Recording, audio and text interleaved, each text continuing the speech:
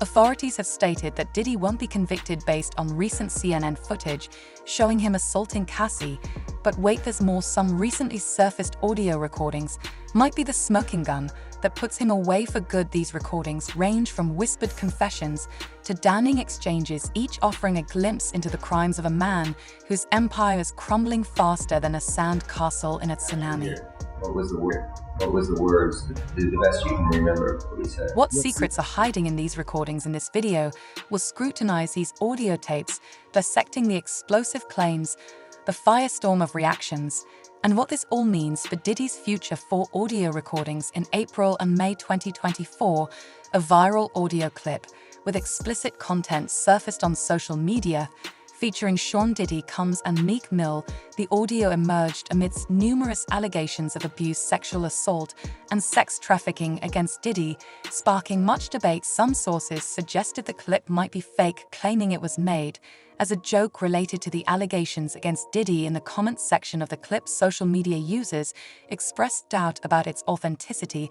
They'd pointed out inconsistencies, questioned the motivation behind recording audio, and requested fact-checking. While the origin and authenticity of the clip remain unconfirmed, hip-hop artist Jaguar Wright accused Nicki Minaj of leaking the tape. Wright claimed that Minaj had been in possession of the tape for years, waiting for the right moment to release it and implicate Meek Mill. However, Meek Mill has consistently denied any involvement in the audio clip. In February 2024, music producer Lil Rod filed a lawsuit against Diddy, accusing him of sexual harassment, sexual assault, drugging, and threatening him over more than a year. He alleged that he has video and audio recordings of Diddy, his staff, and others engaging in serious illegal activity.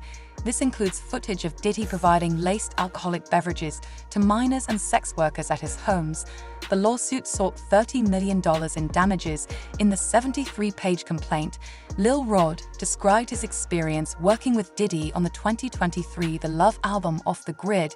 He alleged that he lived with Diddy in his homes in Los Angeles, New York City, and Miami, and on a yacht in the U.S. Virgin Islands. Lil Rod made several claims in the lawsuit.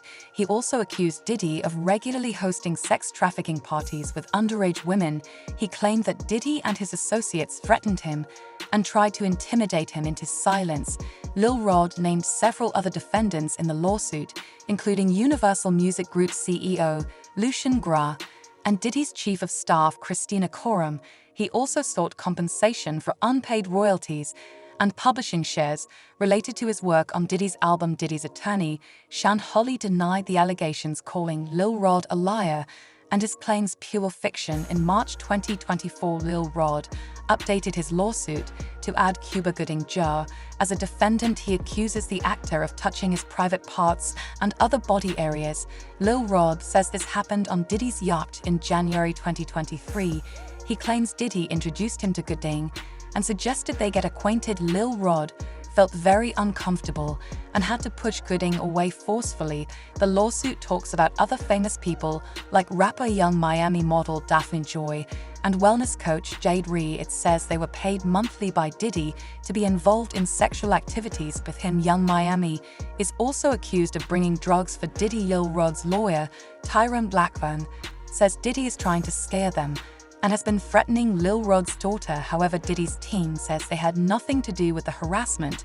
In May 2024, Lil Rod amended his lawsuit, removing several key defendants, including Lucian Gra and Universal Music Group, after acknowledging that there was no legal basis for the claims against them. The lawsuit filed by B. Rod shed light on the alleged abusive and exploitative behavior of Diddy and his inner circle, with specific details and accusations that attracted significant media attention and sparked further investigation. In April 2024, Gro Marku filed a lawsuit accusing Diddy's son Chris Com.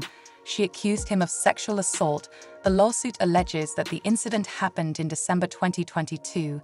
While Omar K was working on a yacht trip chartered by Diddy, what was advertised as a family vacation allegedly turned into a party atmosphere. Omar Say claims Christian pressured her to drink tequila he brought on board, and she felt disoriented after consuming it. The lawsuit goes on to detail that Christian then allegedly cornered her in a secluded area and assaulted her. Audio recordings were used as evidence in the case, capturing Omar K. rejecting Christian's advances while he touched her inappropriately. Mark also said that Christian later cornered her again, groped her, and removed his clothing. She said that he tried to force her to perform oral sex on him. Photos of bruising on her arms were included in the court documents. Omar K.'s lawyer mentioned that Christian Cole seems to follow his father's behavior. Combs' lawyer dismissed the lawsuit as untrue and plans to have it thrown out. Crazy enough, Christian is not the only Diddy's son caught up in serious legal issues.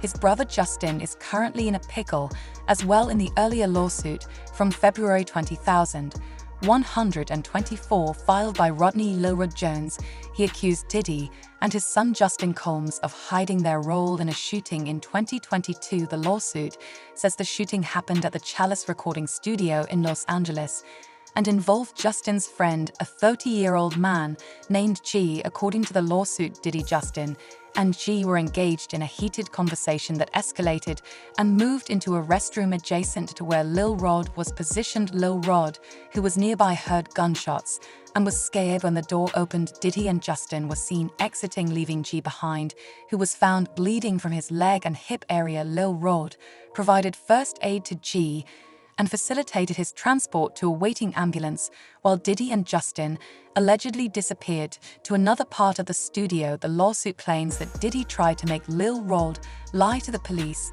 by saying G was shot in a drive-by outside the studio. Lil Rod's version of events doesn't match what the police say or what Diddy's lawyer Shan Holly stated, which is that the shooting didn't happen at the studio.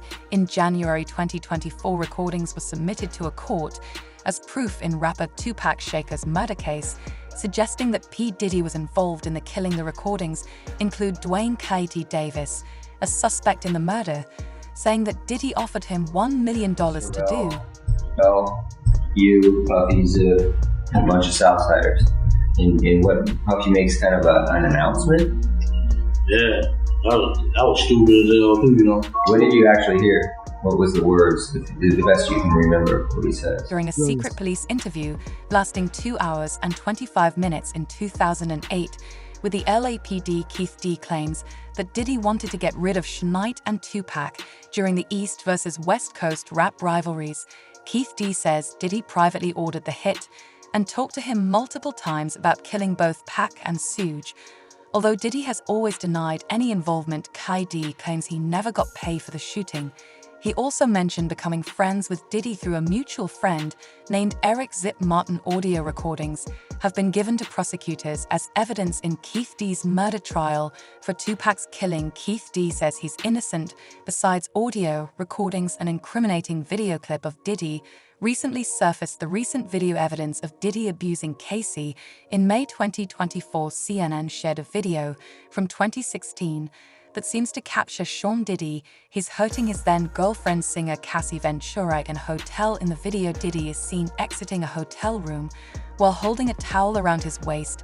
He runs after Ventura, grabs her by the back of the neck and throws her to the ground. He then kicks her twice before walking away. Ventura stands up, gathers her belongings, and picks up a telephone. Diddy returns and shoves Ventura into a corner before throwing an object in her direction. The video evidence has sparked reactions from Ventura's attorney, Douglas A. Wigder, who called it gut-wrenching and said it further confirmed the disturbing and predatory behavior of Mr. Cons. Diddy later released an apology video on Instagram. In his apology, he expressed the difficulty of reflecting on the darkest moments in his life.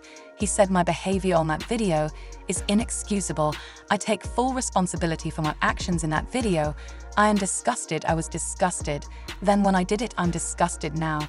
He also said he underwent professional help through therapy and rehab, also turning to God for mercy and grace. Diddy's apology came after nearly 2 days of silence.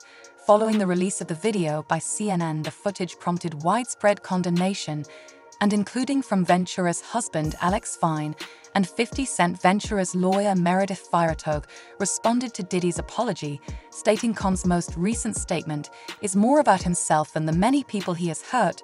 When Cassie and multiple other women came forward, he denied everything and suggested that his victims were looking for a payday, that he was only compelled to apologize once his repeated denials were proven false shows his pathetic desperation, and no one will be swayed by his disingenuous words. 6 months before this video leaked in November 2023, Ventura filed a lawsuit against Diddy accusing him of sexual assault, physical abuse, and sex trafficking.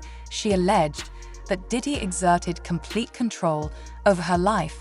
This included controlling her apartment, car, clothing, and even her medical records. Cassie claimed that Diddy isolated her from her support network. She said that he targeted people she was romantically interested in, including rapper Kid C, and that she was afraid to go to the police because she believed it would give Diddy another excuse to hurt her. Cassie also described how Diddy and his inner circle controlled every aspect of her life. Once they were in a romantic relationship, she claimed that those close to Diddy and his record label Bad Boy Records turned a blind eye to the physical abuse she endured. Cassie claimed that Diddy frequently beat her, causing injuries that required her to hide. She claimed that the abuse occurred multiple times a year and that Diddy would hide her in hotels for days to allow the bruises to heal, concealing the effects of the assaults. Cassie described an incident in 2009 where Diddy pushed her into a corner of a vehicle and started stomping on her face. After learning she had spoken to another music manager at a party, she was left bleeding profusely and vomiting from the assault. Additionally, she cited another incident where Diddy punched her in the face and gave her a black eye in a hotel in Los Angeles in 2016. When she tried to escape the room, he threw glass vases at her, causing the glass to crash around her as she ran for the elevator. Cassie's lawsuit also includes allegations that Diddy frequently gave her large amounts of drugs. She also alleges that excessive substance use led to addiction and that she suffered from memory loss. As a result, she states that she took these drugs to disassociate during these horrific encounters. She claims that these drugs were used to coerce her into participating in sexual encounters with male sex workers, which Diddy watched, masturbated to, and recorded. Cassie had to wear lingerie and white nail polish to stand out against the black male sex workers. If you enjoyed this video, click on the card showing on your screen right now for more videos.